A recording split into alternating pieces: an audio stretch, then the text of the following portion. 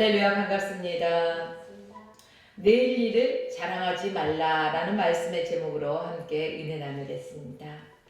아리스토텔레스는 이렇게 말합니다. 인간은 사회적 동물이다. 그렇습니다. 사람은 혼자서 살아갈 수가 없습니다. 그리고 혼자서 밥만 먹고 살 수도 없습니다. 사람들은 서로 모여서 또 누군가에게 관심을 보여주고 또 칭찬하고 격려하고 배려하는 속에서 서로가 서로를 존중하면서 칭찬으로 세워주면서 살아가는 집단이 바로 사람이기도 합니다. 이 모든 것이요, 사랑이 없다면 이루어질 수 없습니다. 그렇습니다. 우리가 그런데 살다 보면 종종 이런 사람을 만날 것입니다. 아, 저 사람은 준 것 없이 얄미워. 아니, 저 사람은 준 것도 없는데 왜 그렇게 하는 짓마다 이쁘고 하는 짓마다 그렇게 사랑스러울까? 이런 사람들을 종종 만나보실 것입니다. 한마디로 얄미운 사람이 어떤 사람일 거야? 주는 것도 없이 그냥 얄미운 사람. 척하는 사람. 잘난 척하죠. 가진 척하죠. 배운 척하죠. 뭐 이것저것 참견하죠. 척 잘하는 사람이 어떻게 보면 참 얄미운 사람이기도 할 것입니다. 여러분, 교회 안에서도요, 대인관계는 매우 중요합니다.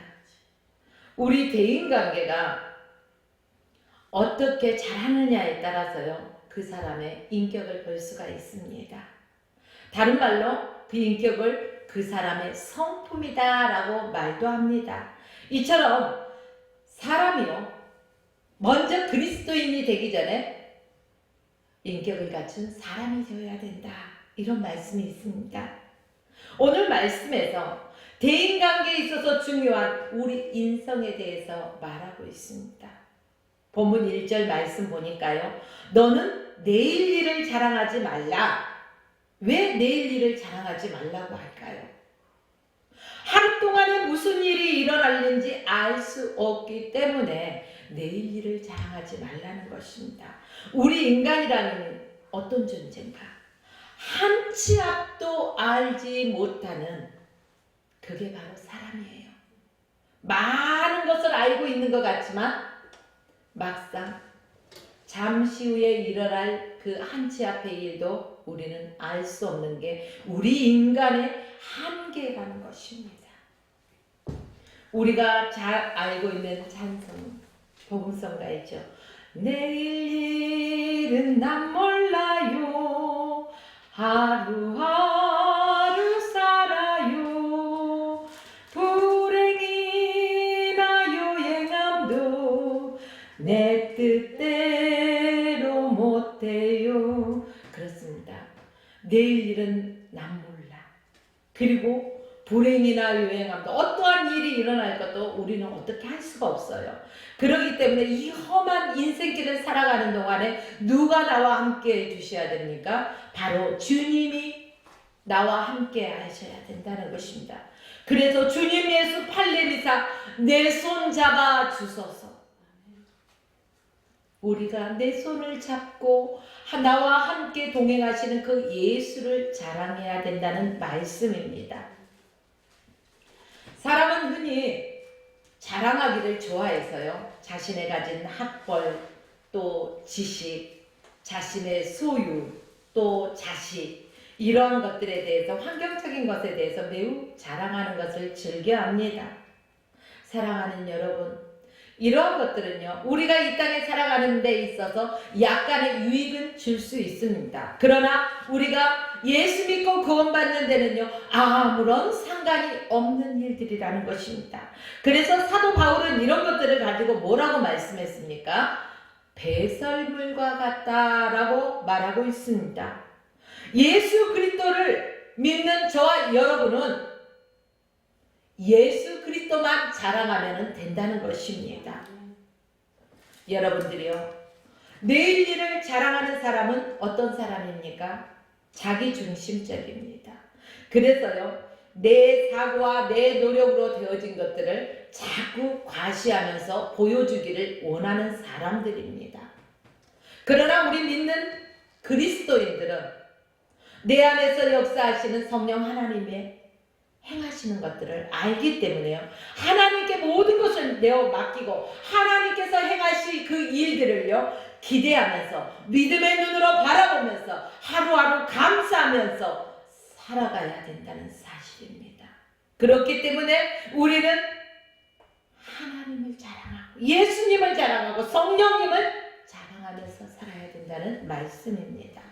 또 2절 말씀 보니까요, 타인이 너를 칭찬하게 하고 또 외인이 나를 칭찬하게 하라는 것입니다.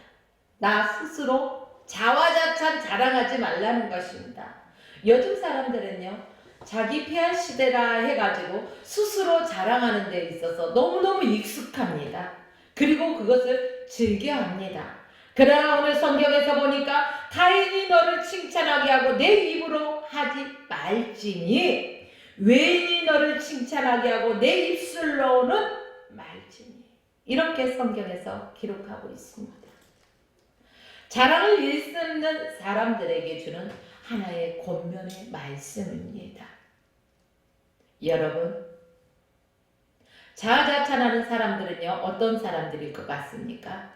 다른 사람들을요 칭찬하는데 굉장히 인색한 사람들이에요. 그래서요 그 사람들을 보면은 내가 남보다 무언가 뛰어나고 잘났다는 것을 자꾸 보여주고 과시하기 원하는 사람들이 대부분이라는 것입니다. 여러분,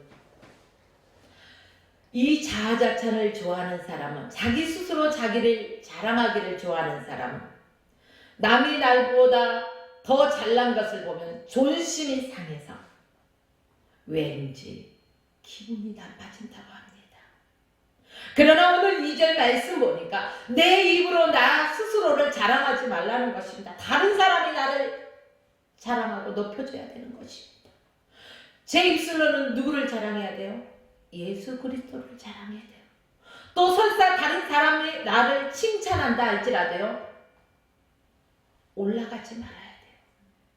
누구의 자리에? 주님의 받으실 영광의 자리에 올라가지 말아야 되는 것입니다. 나의 다 된 것은 다 하나님의 은혜다. 그러므로 우리는 주님께 영광을 올려드리고 주님만 자랑하면 된다는 사실입니다. 성경은 칭찬과 자랑에 대해서 이렇게 말하고 있습니다.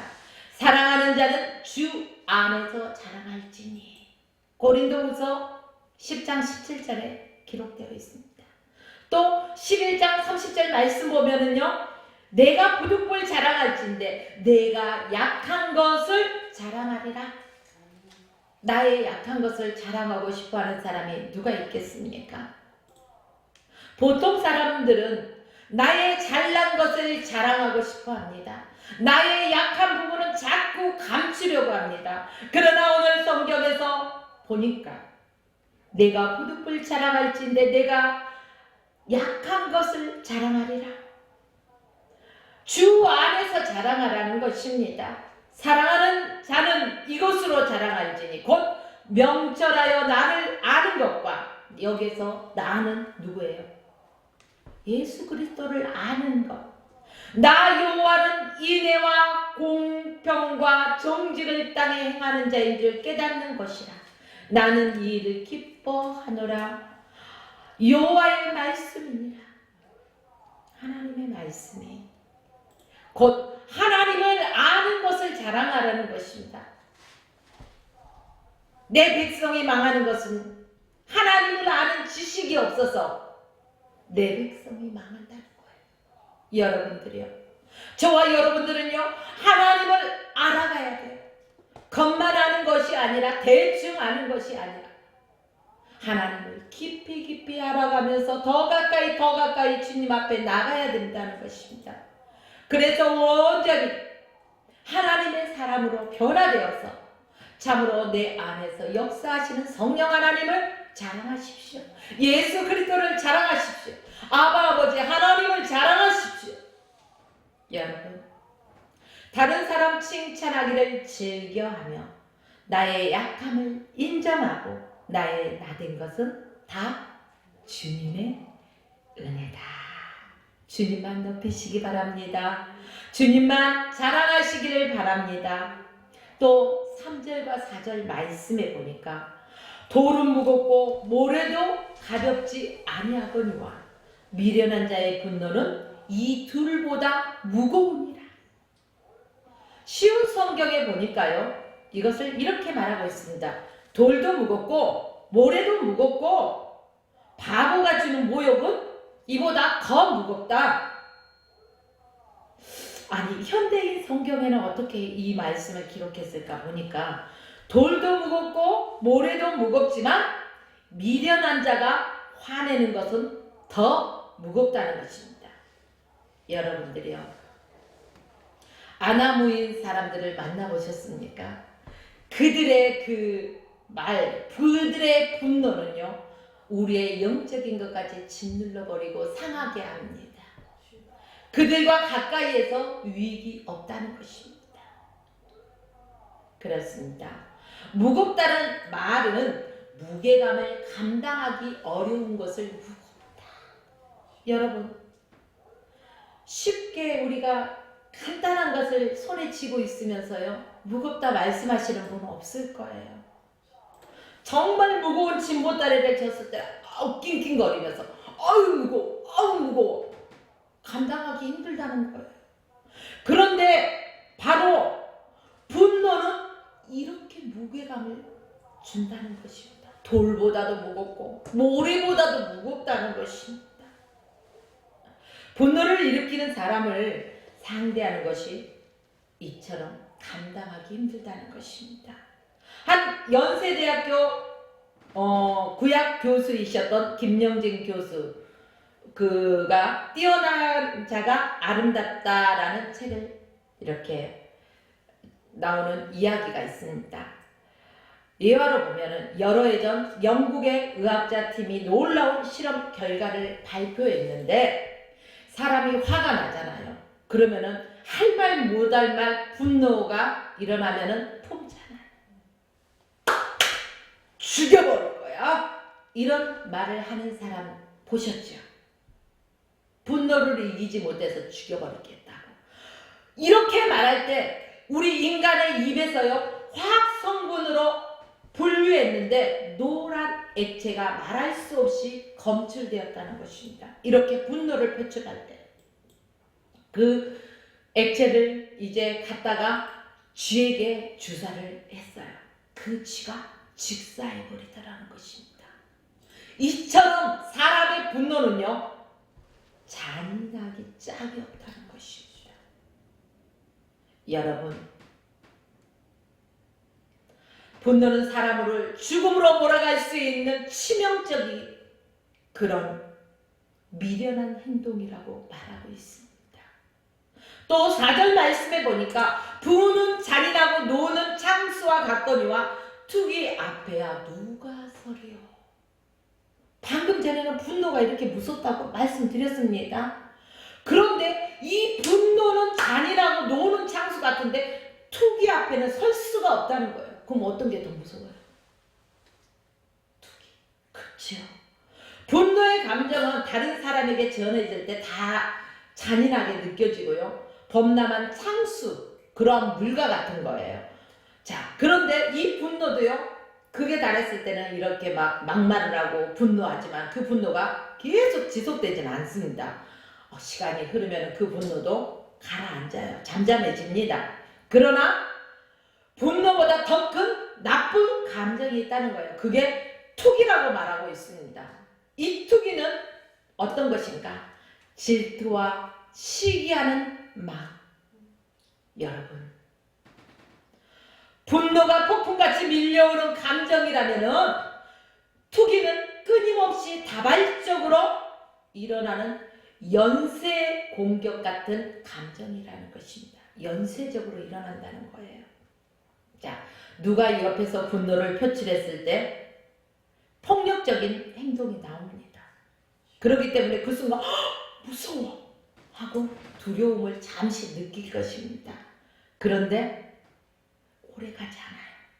그런데 이 투기하는 소리는요, 계속되는 것입니다. 잔소리같이 끊임없이 이어진 것입니다. 그래서요, 내면의 우리의 심령을요, 갈기갈기 찢어버리는 것과 같은 것입니다.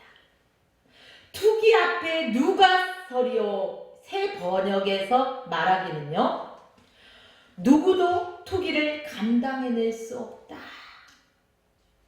여러분, 야고보서 3장 16절 말씀 보니까 시기와 다툼이 있는 곳에 요란함과 모든 악한 일이 있음이라, 이렇게 성경에 기록되었습니다. 시기의 씨앗이 심겨진 곳이 있다면 그곳이 가정이 됐던, 교회가 됐던, 직장이 됐던, 어느 단체가 됐던 간에요, 다툼과 분쟁이 일어날 수밖에 없다는 것입니다. 사람마다 정도의 차이는 있겠지만 저와 여러분 마음속에 분명한 분노, 또 투기 있지 않습니까? 그것을 예수 그리스도 안에서 어떻게 하고 있습니까? 내려놓기를 수없이 연습하고 노력하고 있잖아요. 주님을 의지하면서. 여러분, 우리가 이 분노와 투기를 잡을 수 있는 방법이 있어요. 뭘까? 이 분노와 투기를 잠재울 수 있는 방법은 우리 마음에 평안이 임하면 된다는 것입니다. 우리 예수 안에 참 평안이 있다는 것입니다. 주께서 주시는 그 평안은 세상이 주는 것과 같지 아니한다라고 성경에서 말하고 있습니다. 여러분, 우리 예수 그리스도를 통하여서 우리에게 주신 참 평안을 누리십시오. 또한 분노 대신에 겸손과 섬김으로, 또 투기 대신에 존경과 배려로 우리의 인격을 더욱더 성장시켜 나가야 된다는 것입니다. 여러분, 성숙된 인격자가 됩시다. 그래서 예수만 자랑합시다. 또 5절과 6절 말씀에 보면은, 먼저 5절 말씀 보겠습니다. 면책은 숨은 사랑보다 나으니라. 면책은 숨은 사랑보다 나으니라. 이 말씀은 관용과 용서를 행하라는 권면이기도 합니다. 이 권면이라는 말은요, 책임이나 책망을 면해주는 것으로, 법률적으로 따지자면요, 채무자와 채권자죠. 이 사이에 있는 그 모든 것들을 면제해 주는 것을 말하고 있습니다. 일부를 면제해 줄 수도 있고 전부를 면제해 줄 수 있습니다. 한마디로 빚을 가지고 있는 사람이 살아갈 길이 막막한데, 여보시오, 내가 그 빚을 모두 탕감해 주겠어, 면책해 주겠어. 그러면 이 사람은 어떨까요? 날아갈 듯이 기쁘고 또 살아갈 희망이 생길 것입니다. 저와 여러분이 죄로 말미암아 죽을 수밖에 없었지만 하나님의 그 크신 사랑으로 인하여서, 십자가의 사랑, 그 사랑으로 인해서 예수 그리스도를 통해서 우리의 모든 죄값을 대신 지불하시고 우리의 죄를 면책해 주셨습니다. 없이 해 주셨다는 것입니다.